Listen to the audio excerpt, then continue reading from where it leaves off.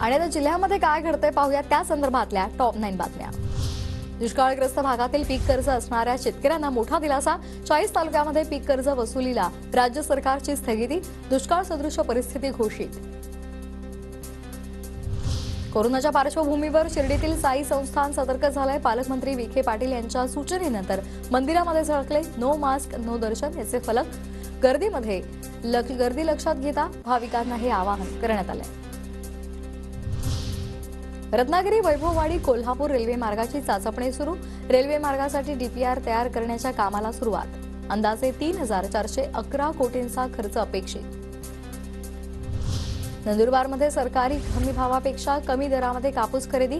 कापूस उत्पादक शेतकरी संतापला। मंत्र्यांना दौरे करायला वेळ, मात्र कापूस उत्पादक शेतकऱ्याकडे लक्ष द्यायला वेळ नसल्याची शेतकऱ्यांची तक्रार।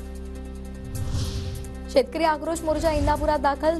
इंदापूरमध्ये पदयात्रा काढून पंचायत समितीसमोर महिलांकडून थाळी वाजवून सरकारचा निषेध। महाविकास आघाडीच्या शेतकरी आक्रोश मोर्चाचा आजचा 3रा दिवस। पुण्याच्या मावळमध्ये रब्बी हंगामामध्ये ज्वारी, हरभरा, गहू या पिकांसोबत यंदा टोमॅटोची लागवड करण्यात आलेली आहे। कृषी विभागाच्या सल्ल्यामुळे रब्बी हंगामामध्ये यंदा टोमॅटो लागवड करण्यात आलाय।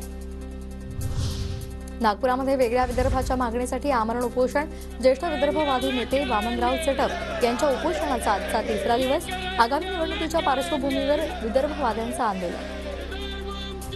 नागपुरामध्ये डंपरनं दोघांना चिरडलं। या दुर्घटनेमध्ये दोघांचा मृत्यू। अपघातानंतर नागरिकांनी डंपर पेटवला। बिडगावमधून डंपर वाहतूक बंद करण्याची मागणी।